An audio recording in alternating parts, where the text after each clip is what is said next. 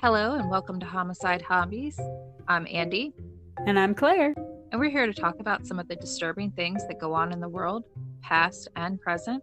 We feel like not knowing doesn't mean the crazy doesn't exist. So we're going to scar you with the knowing. Enjoy. So our murderer for today is Lucious Boyd. Okay.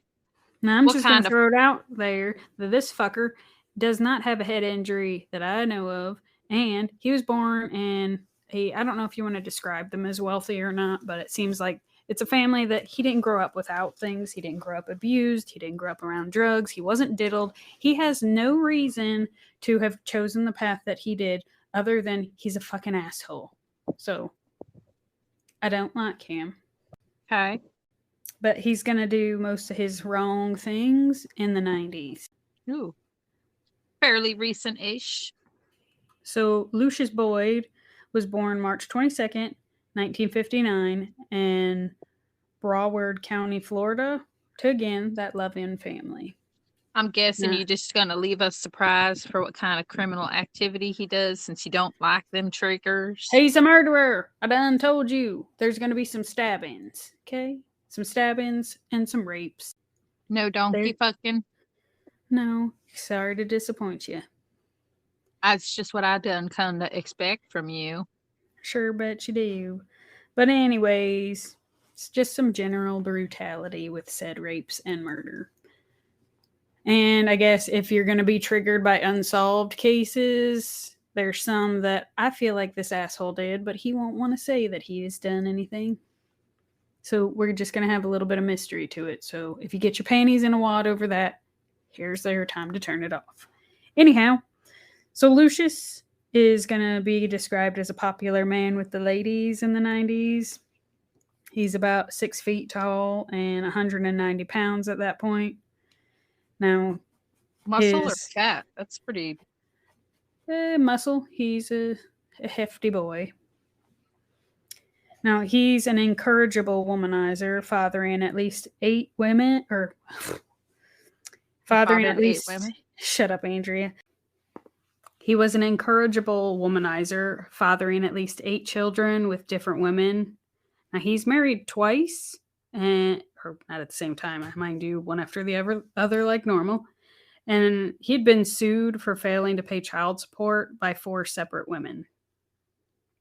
He was described as tall, handsome, friendly, again, the professional flirt, but he had a weakness for cocaine.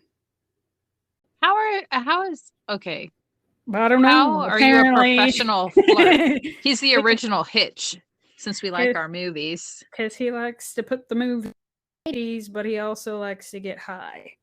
So I'm going to just throw it out there. He's the bad seed of this family because the family... How else is he supposed to bounce around and boink so much? He needs that extra adrenaline rush from the cocaine.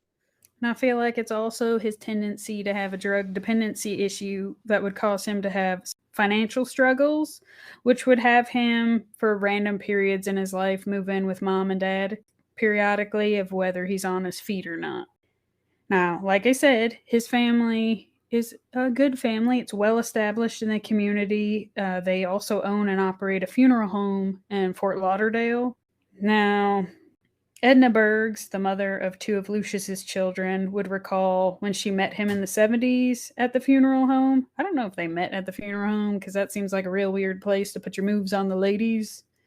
But Lucious was a mortician's helper. He did everything from embalming corpses to sweeping the floors. But she would say after their relationship ended that Lucious was a spoiled brat who had 0 responsibilities. So she would say kind of one of those, his family enabled him. He was a silver spoon baby. And since he was not the oldest, it was like he got away with things. And if he got into trouble, his family would get him out because they had the means to be able to do that. Just as you know. Okay. But she would say he was a deadbeat dad with a cocaine problem. Now, that funeral home business, like I said, was a successful family business that stretched over 3 generations and has been in business 95 years and had employed all 11 Boyd children at one time or another. So, big family, but they can, I mean, again, they didn't go without, but it was a hardworking family, very connected. He's the youngest of 11. I don't know where he falls in there, but there's 11 Boyd children. Jeez. Now, Lucious's dad would pass away when he's an adult, mind you, so don't get feeling sorry for him. But Lucious would be fired from the family funeral business by his own mother, for not showing up to work. Now, mind you, I think that was a little bit of the tough love thing, because I imagine the family knows he has a crack problem, and he doesn't show crack up to or work. Cocaine?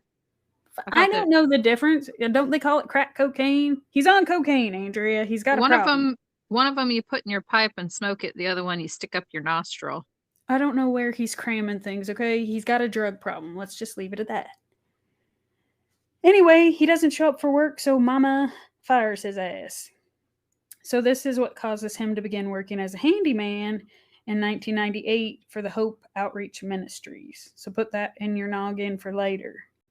Now, Lucious, being the spoiled little brat he is, would have a propensity for violence when he didn't get his own way, which usually meant he'd get violence when he would demand sex and a woman would say no. Because he's the silver spoon baby who's not used to being told no. Correct.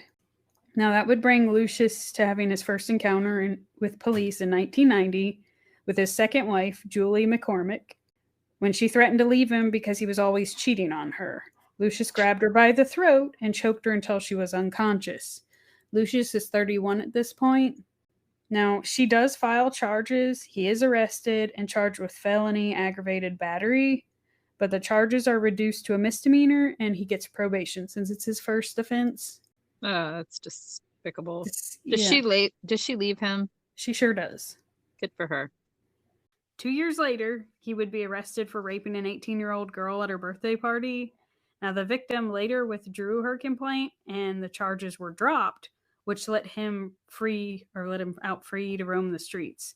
Now, the police's standpoint on that side of it would be there's no victim, there's no crime. So I have no proof of it, but I'm going to say that his family paid her off. Probably so, but the police department would stand by the whole, if there's no victim, there's no crime. Which is like one of those, that's real shitty. But regardless, that's incident number 2. So on October 18th, 1993, Lucious gets into an argument over a vehicle with the brother of one of his girlfriends, a Mr. Roderick Bullard, and stabs him to death with a kitchen knife on a Fort Lauderdale street. Now, he does admit that he killed him, and that he does also acknowledge that the man was unarmed, but he hit Lucious first, and Lucious's attorney would say that Roderick had been high on cocaine when he went out of control and just attacked Lucious, and Lucious was defending himself from a drug-crazed man. Now, since drugs were found in Roderick's system, Lucious is acquitted of that charge. But he was unarmed. But he was on drugs, so it would appear that he was attacked by somebody on drugs. Now, what I'd be curious, was Lucious also on cocaine? Because since he has a cocaine problem, I find it hard to believe that both men probably weren't high as kites. Yeah. Okay. Right. So that'll bring us to the spring of 1997, which would make him about 38. A close friend of one of Lucious's sisters, who is just 2 years younger than Lucious, stops by the family house where, mind you, Lucious is living. But stops by. I guess her friend isn't there, but her and Lucious get to chatting, and my guess would be if it's a sister of, or a friend of one of his sisters, that she also knows Lucious enough to shoot some shit. Mm-hmm. Now, she's in town visiting from Maryland. She hadn't been home in a while. Where's he live? They're in Plantation, Florida. Okay. She's visiting from Maryland. Now, we're going to call her Lori because her real name is not disclosed. So, Lori worked as a former counterintelligence for the Navy and also competed around the world as a Taekwondo champion. Now, her and Lucious, whatever they get to yakking about, they decide to go to the club together, and where she will claim she has to repeatedly thwart his sexual advances and eventually she's ready to go home. They take her rental car to the beach because Lucious won't stop telling her she needs to feel the sand between her toes before she leaves town. So he talks a lot about life on the beach. Or like, Does he realize that there's beaches in Maryland? I don't know. Probably not the same sandy feeling, I guess. And I also feel like if not victim shaming, because I'm assuming since her name is not divulged, that she becomes a victim and she survives. But if he won't leave you alone, I don't think go it's off. I feel like it's leading him on.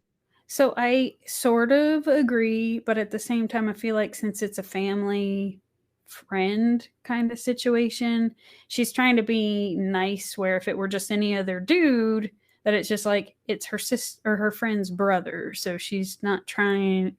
I don't imagine she would think things are going to play out that the way that they are. So she's still trying to be nice without being. I don't know. She's finding herself in a gray area of probably not a good idea to go out with him. Yeah. But keep in mind, he's described as a charmer. So she's just trying to enjoy her vacation and have a good time. And he doesn't take no easily. So she's just trying to do, okay, well, whatever gets us going faster. Right.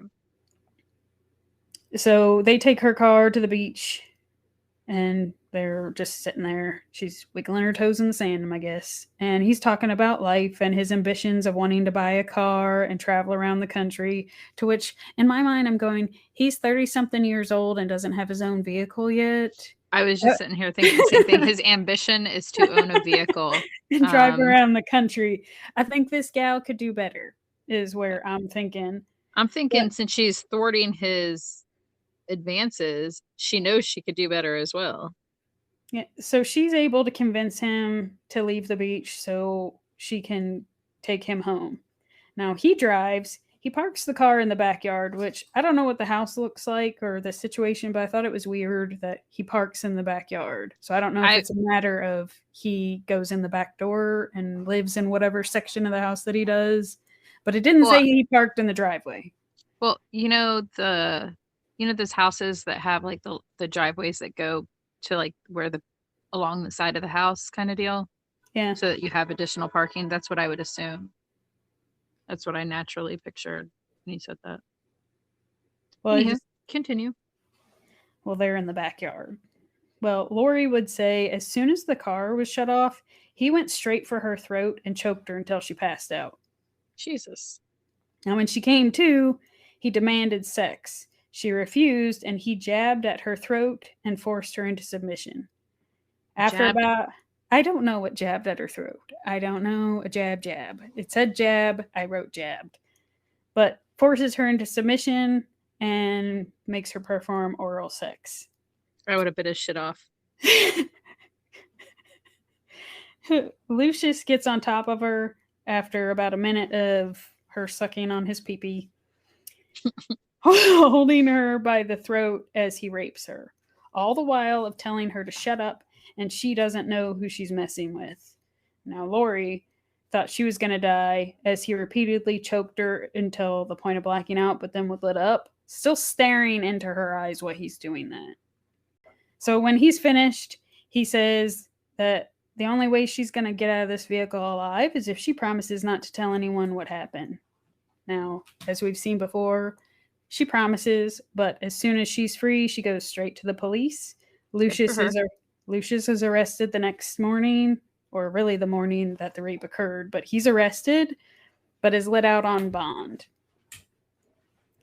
Now, it'll be 2 years before this goes to court, so just put that in your hat of this just occurred, he's out the same day. Well, hold up. Questions, so many of them.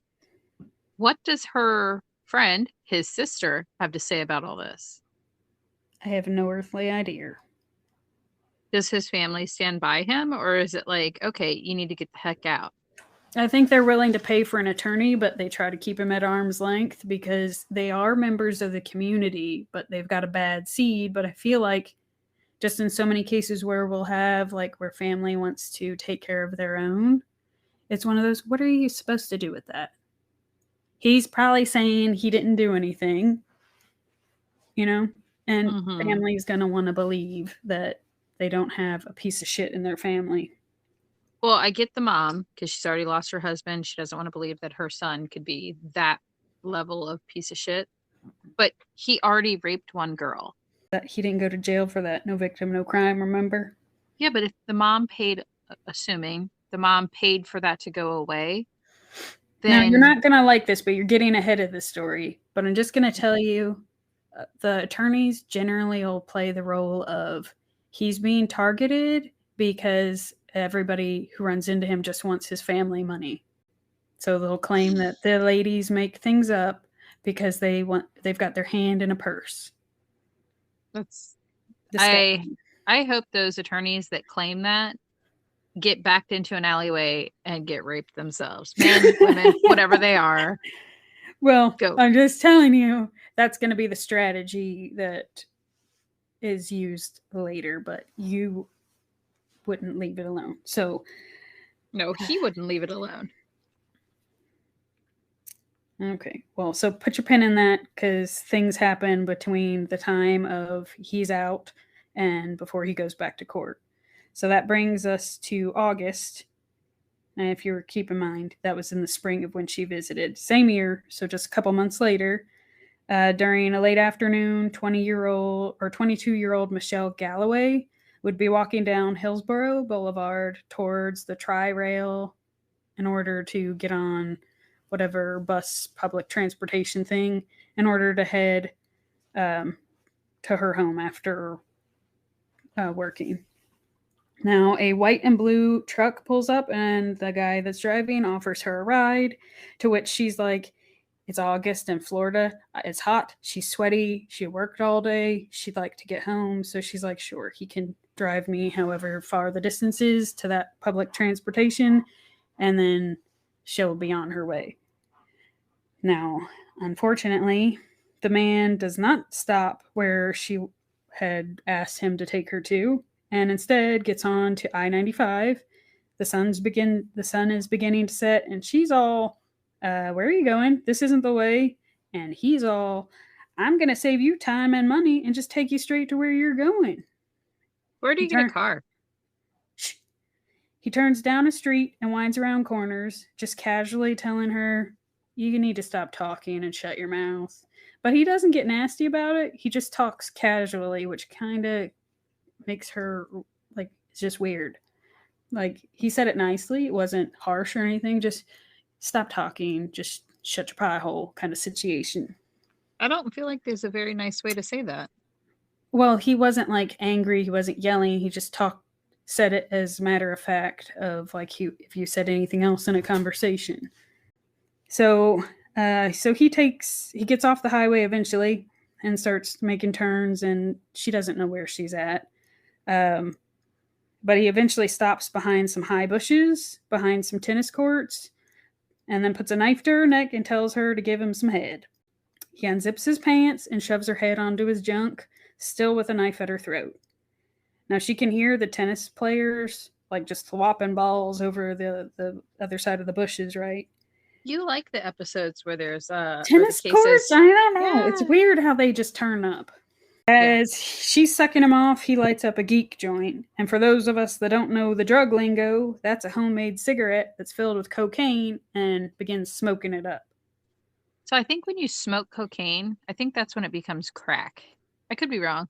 I thought crack, like a crack rock, that's when it's like in its purest form, I guess. And you either crunch it up and snort it, or you can, I don't know. I think, isn't it when you melt it and breathe in the fumes that's chasing the dragon? I'm just gonna tell you, I don't know. I have no earthly idea. He's doing drugs. Is just my point. He's getting high and having his peppy sucked. It's peppy. It's Pepe Le Pew. I bet it's pewy. Anyway, so way to ruin a cartoon, by the way. Hey, Jesus. Pepe Le Pew was a rapist. Not to get on to another topic there, but he couldn't take no for an answer either, and that's exactly what that whole cartoon is about: consent issues. Anyway. Now, Michelle is thinking of nothing else but how to survive this situation. And I will tell you, Michelle is a survivor. She survived an abusive mother, escaped living with her crack cocaine addicted father, who, by the way, introduced her to cocaine at the age of 11 and would also hit her with a metal ruler while she was naked as a form of punishment, which, by the way, would leave scars on her hiney because that metal ruler would cut into her flesh. Jesus. Now, when she's 12, she'll go to rehab for her crack addiction, but then they'll send her on back. 12. You 12 can't years glaze old. over that. You cannot graze over that one. I'm just trying to paint a picture of poor Michelle has had a rough go of it. 12 years old. I get that, but 12? Holy. 12 years old, she goes to rehab for her crack addiction, and then they send her on back to her abusive mother, and while she's there, she's raped by her first cousin and gives birth to his baby. Jeez. Now, naturally, that's some struggles to deal with. So, since she's over her crack addiction, she becomes an alcoholic by the age of 16. And then she finds her boyfriend that's a cheating son bitch and goes to jail for shooting his ass and goes to jail for 3 years. Now, boyfriend does live, which brings us to the predicament she's in now with Lucious. So it's I have so many questions. No. What happened to the kid? I realize she's not what the case is about, but what happened to the incest child? I'm getting theirs. So I tried to cram pack it in because I realized this case isn't all about her. I mean, it is because she's getting it from Lucious right now. And it's just letting you know that how the fuck did he pick her? Like, she'd already gone through so much that how did he find her? She doesn't need to endure anything else. And at this point in her life, by the way, she's living in a distressed shelter for women. So that's where he's claiming he's going to drive her to. She's already living in a shelter. She's off drugs. She was working at Lynn's Express. She was turning her life around. She does not have custody of her daughter at this point, but that's what she's trying to get on the path of doing things correctly. Okay. So Lucious is just smoking his his cocaine cigarette away, right? When some ash hits her in the back, she takes this opportunity to be a little bit dramatic and screams, "I'm on fire, I'm on fire," and pretends that the ash caught the floor of the truck on fire.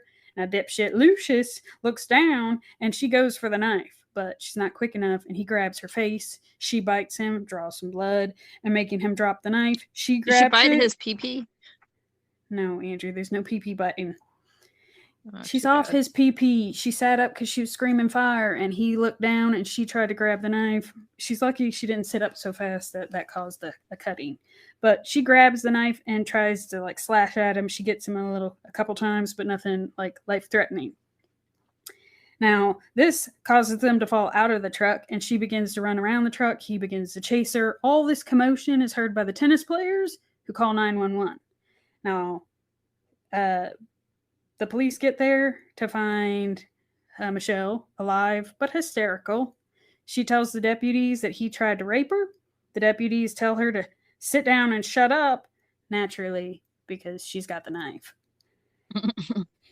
Now, the deputy takes hold of it and puts the knife on the patrol car and walks over to Lucious, who's just sitting quiet on the back of his bumper of his truck. The truck, by the way, is not his. It belongs to his family for the funeral home. Anyway, it's not funny, but a little bit. But he's just sitting there all quiet, like where she's in her hysterics. So he tells the officer that Michelle's a prostitute, and she pulled a knife on him when he said he didn't have any money to pay her. Now the officer walks back over to Michelle and Michelle tells him, "I am not a prostitute. I just got off work and he offered to drive me to the women's shelter." Now the officer is like, "You expect me to believe that a small person like you overpowered a man with a knife and you have no marks on you and he's got cuts and bites all over him? If anyone goes to jail today, it'll be you. I suggest that you get to the women's shelter before we take you to jail." What? She asks the officer where it is because she doesn't know where she is.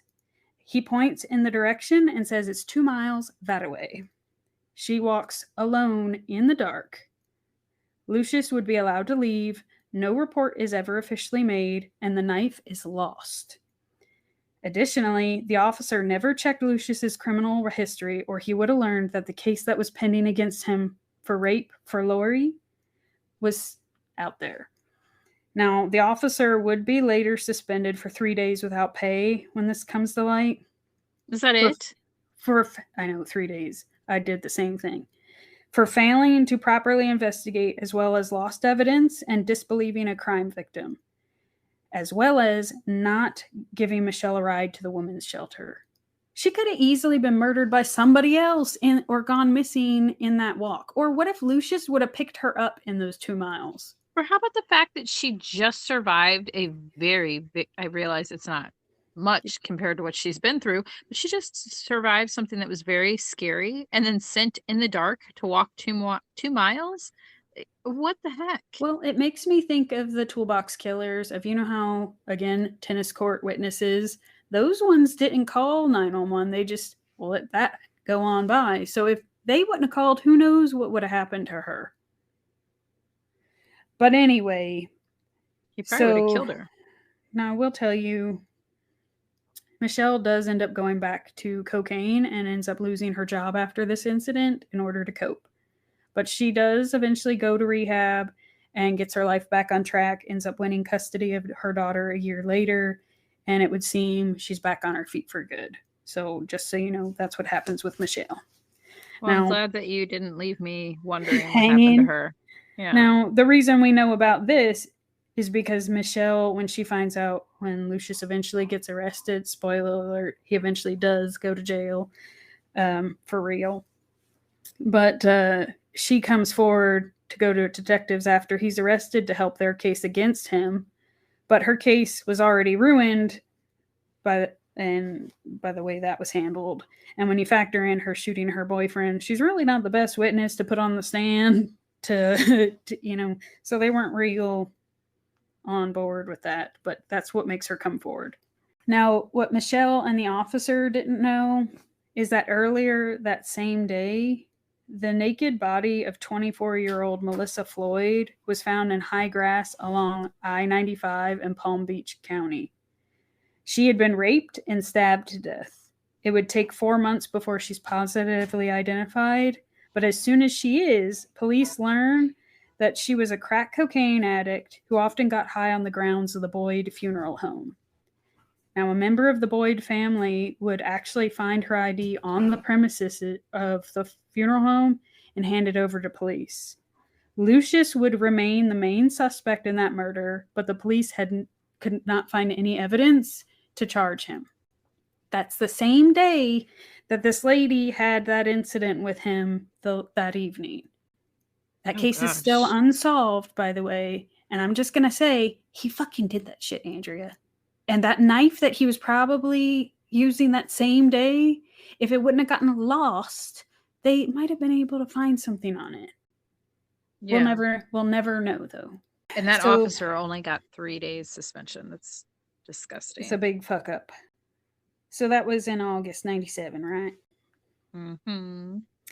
So he behaves himself for a short while. Now, June 28th, 1998, 19-year-old Patrice Alston departed on a trip with Lucious to Winter Haven, Florida, which was about 200. I'm telling you, which was 200 miles away. Now, Lucious would borrow his girlfriend's car, a Mazda. So he's got a girlfriend and he's going around raping people? So he's in his 40s right now. Patrice is 19.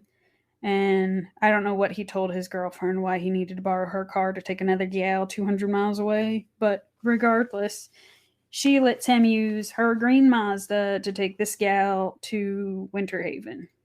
And now Lucious does come home the next day, but Patrice is nowhere to be found.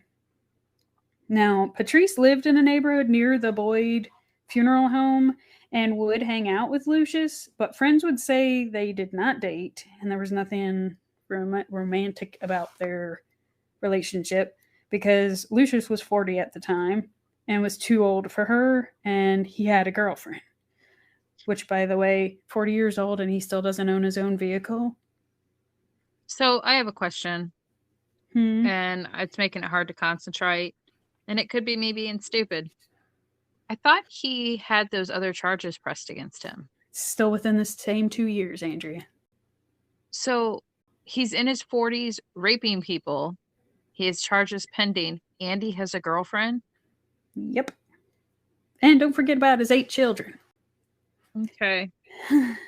Now, Lucius, like I said, would return home the next day and return his girlfriend, Geneva, her Mazda back.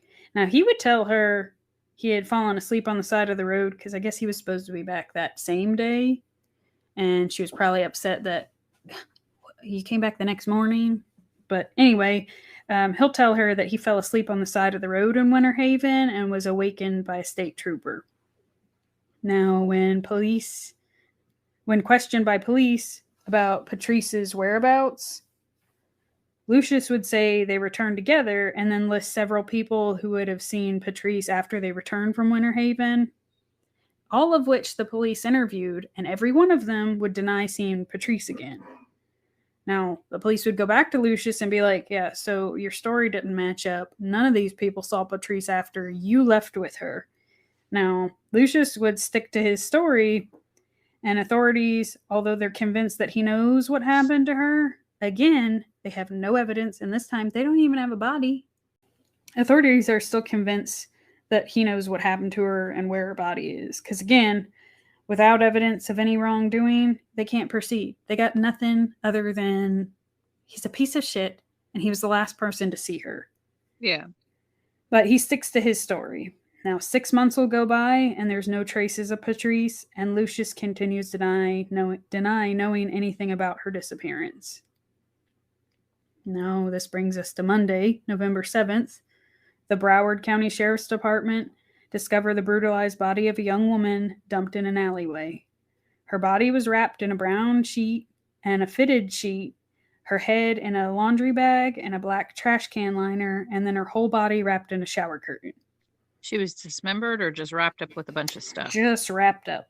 Now, once unwrapped, the extent of her horrific injuries could be seen. She had been struck several times in the head by a blunt instrument that cracked her skull open. And she'd also been stabbed 36 times with a screwdriver of some sort and also raped. Now, her leg had tire tracks left from sand and mud because I guess her legs were dangling loose. She wasn't wrapped too tight. She was soon identified as 21-year-old Donna DaCosta, customer service rep for American Express. Now, Donna had come from Jamaica when she was just 10 with her mother. She lived with her mother, her grandparents, and her sisters. She was a great help to her family and friends and wanted to be a pediatric nurse. She was in college for the nursing program and was active in her community and with her church. So because she was so easy to know what she was doing, her schedule, it made it possible for police to track her last movements. Now, she had left work at 10 p.m. on a Friday and attended a late night church service that ended at 1 a.m., which, by the way, I didn't even know they had that late at church I was just services. Well, I didn't know that there was church on Fridays. Maybe it's like a Bible study thing. I don't know. But she left work and then went to the church service that ended at 1. Now, an hour later, she appears on a surveillance video at a Texaco gas station on I-95 carrying a gas canister and explaining to the clerk that she had run out of gas about a mile back. Now, she fills the can with gas and was about to make the walk back when a van pulls up in like the corner of this footage. Now, the clerk would notice the tealish green van because it had the word hope on the side of it and saw a black man as the driver talking with her. Now, she gets in and they drive off. The license plate isn't in view. Now, the clerk wasn't worried for her because he thought the man in the church van was a man of God. So he was just like, oh, yeah, the person paid attention, but was just like, not concerned. Yeah. Yeah. Notable enough to remember. Now, detectives are determined to find the van because they got pretty good odds that that's the last person to have seen her. And the way that story goes is that's generally who done it. But it wouldn't be until the end of January when they figure out the van. Now, ironically, It's at the end of January 1999, right? While they're working another case, when that detective looks up and sees the church van go by. And he's just like, a tealish van with the word hope on the side of it. So he jots down that information to run it down, right? Finds out that it's registered to Reverend Frank Lloyd, who ran the Hope Outreach Ministries. Now, I know you probably don't remember, but at that time, Lucious is the handyman for the Hope Outreach Ministries. Now, that brings us to February 23rd, 1999. It's time for the trial for Lucious's rape of Lori. So I'm just going to tell you, he's acquitted of that rape. What? Why? So Lucious's attorney paints the picture of Lori as wanting some of the Boyd family money, and that she was drunk that night and wasn't even wearing panties. So I'm sorry, but whether she's wearing panties or not, that doesn't give him a right to put his peppy rape where her. he wants to. A peppy? I've never heard it called peppy before. Yes, you have. Because I hate to bring everything back to a movie, but in multiplicity, he goes, "She touched my peppy, Steve." So I'm not even the one who originated that one. I just assumed he was talking about Pepe Le Pew. Anyway, so the attorney would say she wasn't even wearing panties, so that makes the jury not look nicely on her. And then fuck all those jurors. No. So even the attorney, he would even claim that her neck injuries were self-inflicted. And with her martial arts background, she could have easily fought Lucious off. Yeah, I was a little curious about that.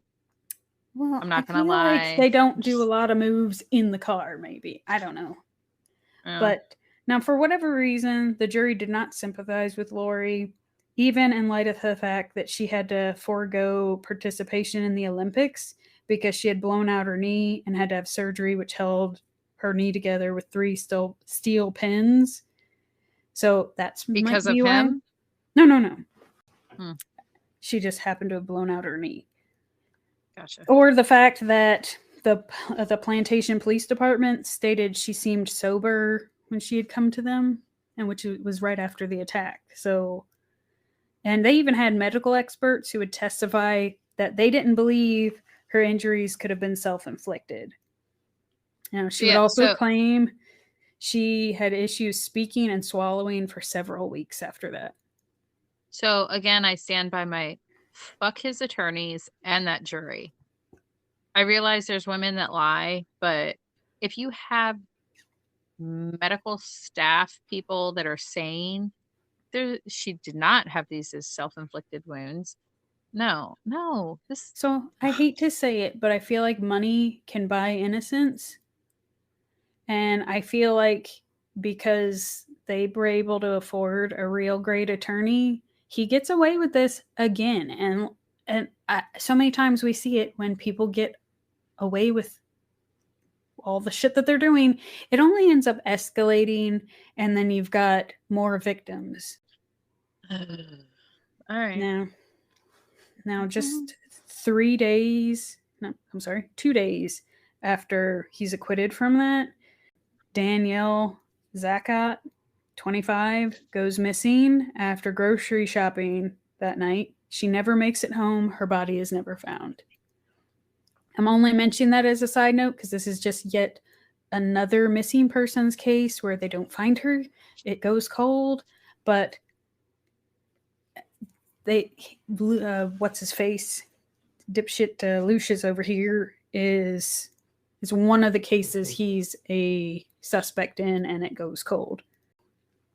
By March 22nd, the police are able to track down Reverend Lloyd, who's the van owner, and are able to talk with him. Now, Reverend Lloyd will state that he had allowed their handyman use of the van during those periods of time. They have the same last name. The handyman is what? No. Boyd. This is Reverend Lloyd with an L. Oh. Okay. Sorry. Carry on. Sorry to confuse you, but he was just like, no, we let the handyman use the van. And now that handyman was Lucious Boyd with a B. Now, Reverend Lloyd also I get it, okay? was also able to identify the van that was seen at the Texaco that Donna had gotten into. Now, he listed the contents of the van to include a laundry bag as well as assorted tools, including a screwdriver, a reciprocating saw, and wrenches. He stated that he had left the van for Lucious to use while he was out of town on December 4th, but when he returned, he was surprised to learn that Lucious had kind of abused that privilege and still hadn't returned the van yet, and it was 2 weeks that he was out of town.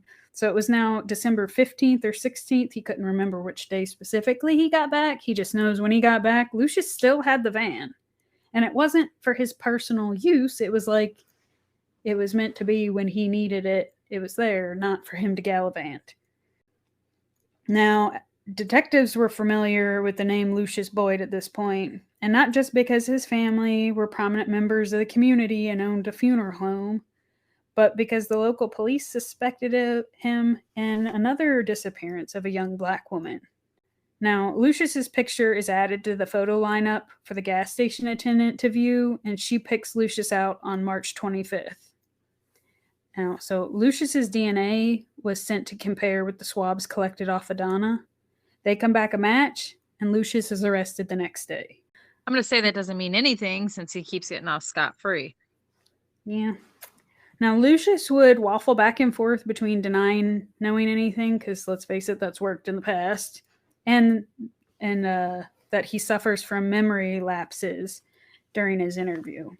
He was called a cold-blooded killer without a conscience by an interviewing detective and was told he would be going to jail for raping and killing Donna. Now, Lucious then asked, "What took you so long to catch me?" But then he followed it up with he'd like to speak to his attorney. Now, March 31st, detectives go to Lucious' apartment to talk to his baby mama, Geneva Lewis, who happens to be living there. Now, she confirms that the picture that the gas station attendant, that is of Lucious. I don't know why they do that, other than it just confirms that the same picture. Clearly, she can identify her boyfriend and father of her child or children. I don't know how many they have. But Geneva tells them that Lucious had visited her at her mother's house on December 4th and was in the church van when he got there. And he had told her that they let him use it because Reverend Lloyd was out of town. Now, Geneva said that Lucious had left around 10 or 11 that night and came back around 9 or 10 o'clock the next morning. Now, when Geneva returned Sunday after church on the 6th, people in the neighborhood had flyers of a missing girl. Now, between August and October, Geneva and Lucious lived together in his apartment. While living there, Geneva had bought a bed. I promise this has a point. Okay. Now, that bed she left there when she moved out. Now, she and her children would move back in February, and the bed would be gone. Now, Lucious would tell her that he gave the bed away because he didn't want it.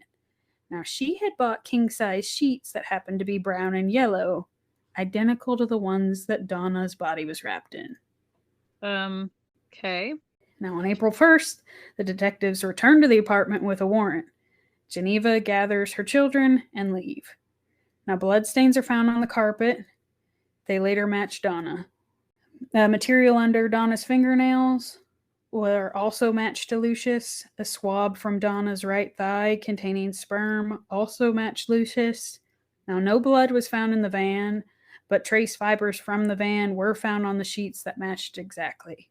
Now, the tire tread that was left on the sheet over the body was matched to the same type of tire that was on the van, which means he ran at her body over, yeah, that makes me so mad. I realized she wasn't alive then, but, I don't like him. I would hope not. If you did like him, we'd be having a serious chit chat when we're done recording. Yeah. Now, forensics odontologists would testify that within reasonable certainty, the bite marks on Donna's body were made from Lucious. Now, he bit her? Evidently. Now, 7 fingerprints were found on the trash bag that was over Donna's head. None matched Lucious, but some were of his girlfriend and her children, which just mean it came out of that apartment. Now, the medical examiner was able to determine the bruising on Donna, like to her face, were consistent but not exclusive to that of the faceplate of the reciprocating saw in the van. Which Like her is face just, was smashed into it, or she got hit in the face with it? however you want to look at it, I figured he picked it up and hit her with it, but I guess he could have thrown her into it. But I would think she got hit with it because, again, that skull was broke open. Yeah. Ugh. Now, she had wounds to her chest, hands, arms, and head were all consistent with one of a Torx screwdriver also in the van.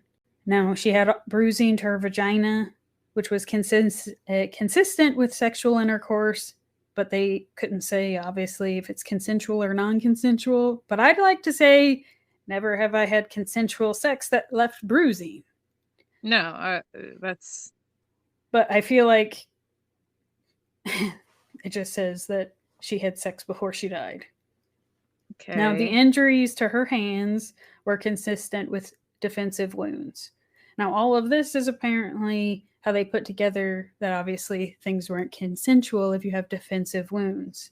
Now, Dr. Valerie Alejandro would testify that there were 36 superficial wounds to her chest, 4 wounds to the right side of her head, and 12 superficial wounds to her hand, as well as contusions and abrasions on her forearms consistent with bite marks, all that would not cause her death, and all occurred while she was still alive and would not have caused her to lose consciousness. Oh gosh, that's awful. The doctor would say that none of those wounds, obviously, if they're superficial, they're not going to cause her to lose consciousness. But he also pointed out that if she was unconscious when her chest was being stabbed, her hands would not have come up to defend herself. Yeah. So the wound to her head that perforated her skull and penetrated her brain is what caused her death, which was estimated to be about 36 to 72 hours from the time that he was examining her body on the 7th. So that's how they were able to determine the time of death. Now, though the wound on her head would cause death, he said that it was still not an instant death and estimated it probably took about 30 minutes for her heart to stop beating, but she was likely unconscious at that point. Now, at trial, Lucious fell back on his tactic that most killers try to use and claim he has memory loss. Now, Donna's sister and mother would testify to the void in their lives. Now, her and her sister were nearly inseparable. Both her and her mom described Donna as a vibrant person who was always smiling. She had a passion for working with children and would have been a great asset to society. Now, Lucious would also make a statement to the jury, not that anybody's going to give a shit, but he said that he was sympathetic to the victim's family, but he was innocent. He had no hatred against his accusers, but that he had been falsely accused in the past and that a lie will not live forever and God will make a way. Makes me want to throw up, by the way. Or stab him with a Torx screwdriver to his temple. But anyway, the jury didn't buy his memory loss and found him guilty of Donna DaCosta's murder, and he's sentenced to death due to the particularly heinous nature of the crime. Good. That's June 21st, 2002. Now, his jailers would nickname him Lucifer. He is still waiting execution. He also remains the suspect in 3 unsolved disappearances, and it would become some people's theory that Lucious was using the family funeral home to dispose of the bodies, which is why they really don't know how many victims are out there, because you figure those are just the ones that were missing. Yeah, he could have easily stuffed one into a casket. A casket, or if they do cremation. He had access. I don't understand why, if you're going to die in jail, why you don't admit to your shit. But he still sits there claiming he's innocent and doing Bible studies in jail and whatever. He's an asshole. But that's Lucious Boyd. He's disgusting. Which, by the way, I find everybody that defended him disgusting. Yeah. When I read it, I felt so sick for her that I know I had sent you the picture of the autopsy report of 36 superficial wounds to just her chest. Like, she fought so hard. It's like, even lethal injection at this point is not justice. I mean, I'm glad he's in jail and he won't be getting out. But yeah, fuck, if that police officer would have done right by that lady who survived, yeah. things would have shaken out differently. If that police officer had kept the knife, he probably would have gone to jail for a longer stint, but he at least would have gone to jail, and then the next go round, it wouldn't be as easy for him to pull the wool over everybody's eyes. But it did also make me think of this Facebook thing that I saw, which made me laugh, is that this lady said that she was like walking into the grocery store and this other lady had a beautiful dog, which made her go over there and pet the dog because she loves dogs. And I can relate to that because I love dogs. So it's just like, I notice dogs more than I do people, and I'll remember the dog's name before I will remember the person's name. That's just the person I am. But anyway, so she walks over to this lady, is petting the dog, talking to the dog, not the person. And then the lady's like, hey, you want to come over to my van and see her puppy? Because it too's gorgeous. And without thinking about it, the lady's just like, I abso-fucking-lutely want to see her puppy. So they walk over to the van, and she's like, the side van is open, and she's like, that puppy is gorgeous, and pets the puppy, talks to the dog, all that, and then does okay, I gotta get about my day, and then goes to proceed grocery shopping. But on her way back to said grocery store entrance, it occurs to her, well, fuck, I just walked over to some stranger's van because they said they had a puppy. So I was like, come to think of it, that I guess I could be lured. But to leave it on a little bit of a lighter note. It's pretty funny. Concern you that one case, because that one girl was wearing a dress without underwear, the jury found him not guilty because she didn't wear underwear. Naturally, that means you're allowed to be raped. Yeah. That is such a fucked up mentality of, oh, well, she wasn't wearing underwear. She was asking for it, yeah. At what point does... It's not like she was like, I'm not wearing undies. He naturally discovered it. I think of that now because it's just like, it's not a law to wear your underwear. If I want to go commando, I can go commando. That's not a sign that says, hello, rapists out there, I'm open for business. It's right up there with your feller who, if the doors were locked, he was allowed to come inside and murder people.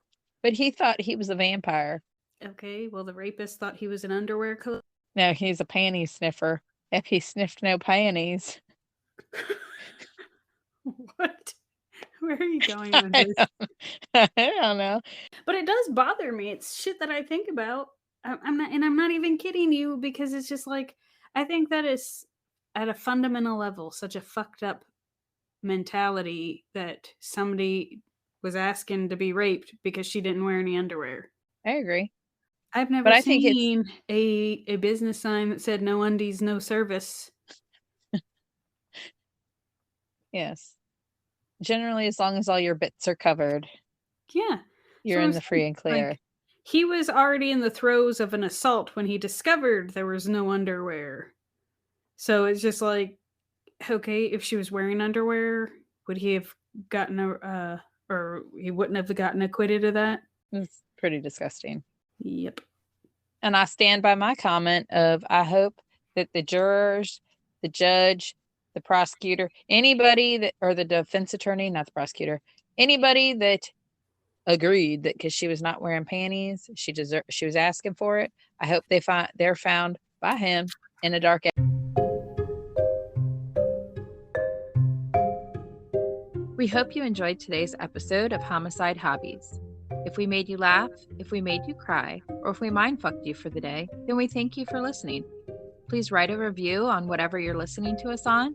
Tell your friends, tell your family, tell your coworkers. We're freaking awesome. And join us next week for another episode of Homicide Hobbies. I'm Andy. And I'm Claire. That's all we've got.